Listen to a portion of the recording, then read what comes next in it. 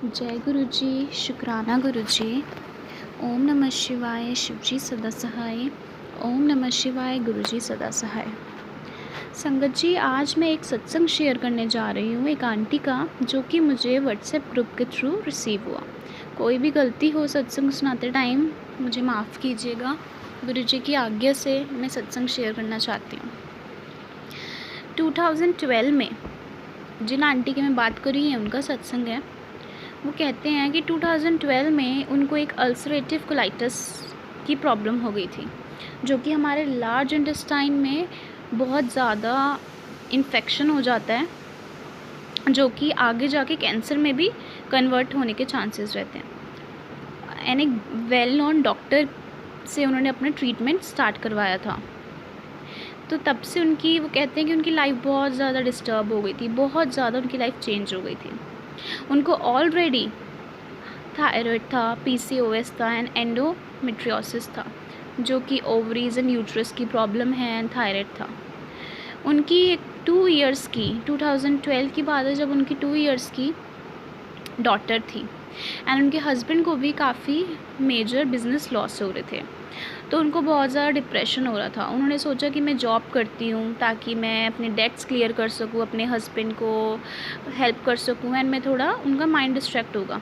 But उनकी health बहुत ज़्यादा ख़राब हो रही थी, जिसकी वजह से उनको अपनी 2016 में जॉब क्विट करनी पड़ी। 2017 में जब वो गुरुजी से कनेक्ट हुई तो उनकी लाइफ थोड़ी सी बेटर होने लग गई। जब भी वो सत्संग में जाती थी, उनको हमेशा उनका फोकस रहता था बहुत ज़्यादा कि लाइफ में बहुत चैलेंजेस हैं, स्ट्रगल्स हैं, सोसाइटी में ये हो रहा है, वो हो रहा है। अब क्या हुआ कि ये लॉकडाउन में उनकी नीज़ एंड नेफ्यू ने उनकी डॉटर को बोला कि टिकटॉक डांस वीडियो बनाते हैं, एंड उनकी डॉटर बहुत ज़्यादा हैप्पी हो गई।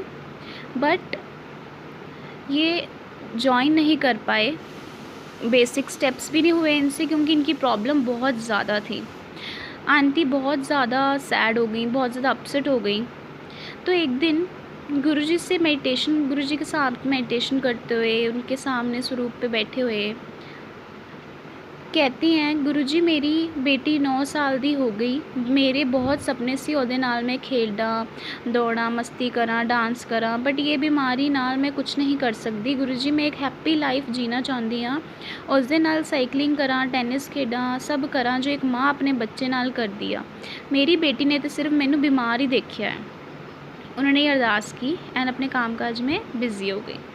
कुछ टाइम बाद वो बहुत ज़्यादा प्रॉब्लम में आ गई थी, बहुत ज़्यादा सिक हो गई थी, तो उनको हॉस्पिटल एमरजेंसी रूम में एडमिट होना पड़ा, जहाँ पे उन्होंने डॉक्टर ने टेस्ट किया कि कहीं इनको हार्ट की कोई प्रॉब्लम तो नहीं है, कोई ब्लॉकेज वगैरह टेस्ट की। तो बहुत अपसेट हो गए आंटी जी, जब उनको लगा कि मैंने तो गुरुजी से हेल्दी लाइफ की डिमांड करी थी, रिक्वेस्ट करी थी, अरदास करी थी, और देखो मेरे को एक और डिज़ीज़ हो गई। बट जब वो कार्डियोलॉजिस्ट के पास गई तो सारे उनकी हार्ट की टेस्ट रिपोर्ट्स नॉर्मल आई। पर उनके नेक्स्ट डे माइंड में उनके क्वेश्चन आया कि अगर मेरे को ये प्रॉब्लम नहीं है तो मेरे को चेस्ट पेन क्यों हुआ। तो उन्होंने अपने सेम डॉक्टर के साथ मीटिंग रखी, जिसके साथ वो 2012 8 साल पहले से जुड़ी हुई हैं। उनसे उनकी मीटिंग रखी। उनको लगा कि कहीं मेरा कोलाइटिस, कहीं मेरी बीमारी और ना बढ़ गई हो, जिसकी वजह से मुझे इतना ज़्यादा चेस्ट पेन होने लगा।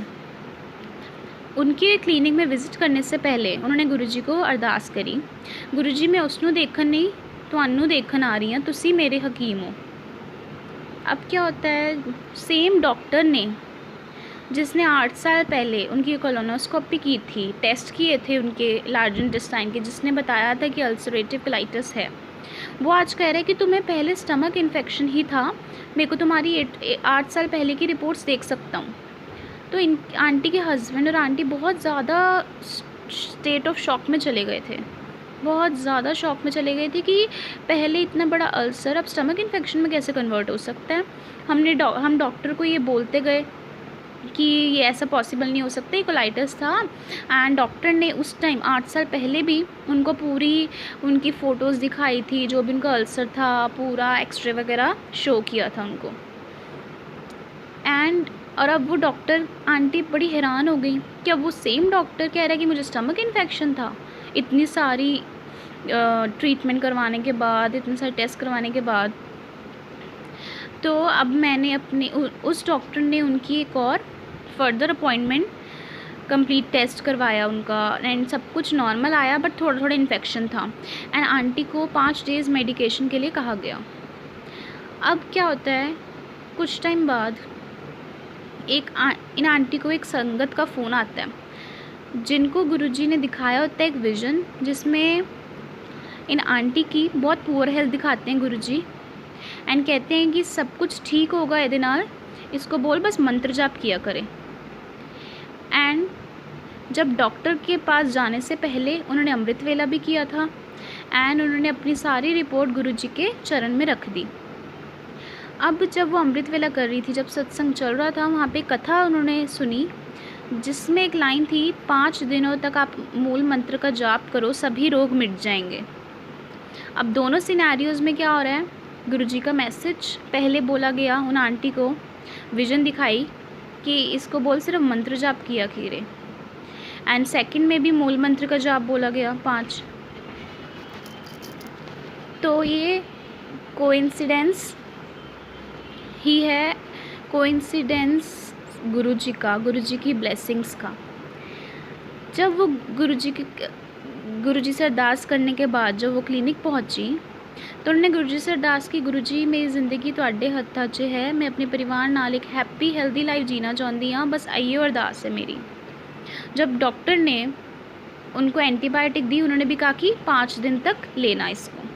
अब यही उन्होंने अमृत वेला सत्संग में सुना था कि 5 दिन तक मूल मंत्र करो, 5 दिन तक। अब डॉक्टर ने भी बोला 5 दिन तक अपनी एंटीबायोटिक्स लो। गुरुजी ने देखो कैसे उनकी इतनी बड़ी डिज़ीज़, जो कि वो 8 साल से सफ़र कर रही थी, इतनी प्रॉब्लम में थी, कैसे उसको माइल्ड इन्फेक्शन में कन्वर्ट कर दिया। मतलब उनकी रिपोर्ट्स ही झूठी साबित कर दी। डॉक्टर सामने से कह रहा है कि तुम्हें तो पहले भी स्टमक इन्फेक्शन था, जबकि उनको बताया इतना सीवियर उनकी प्रॉब्लम गई थी।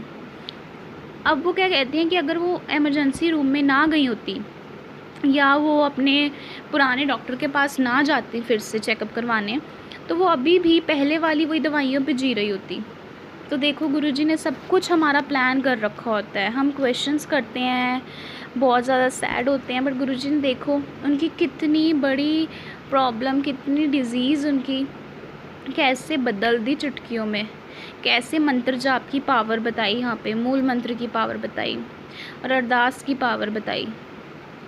गुरुजी ने उनकी पूरी लाइफ चेंज कर दिया, इनको इतनी ब्लेसिंग्स दी। जय गुरुजी, शुक्राना गुरुजी, हर पल शुक्राना गुरुजी, सबको हेल्प बख्शो। कुछ भी गलती हुई हो सत्संग सुनाते टाइम मुझे माफ़ करना। जय गुरुजी, शुक्राना गुरुजी।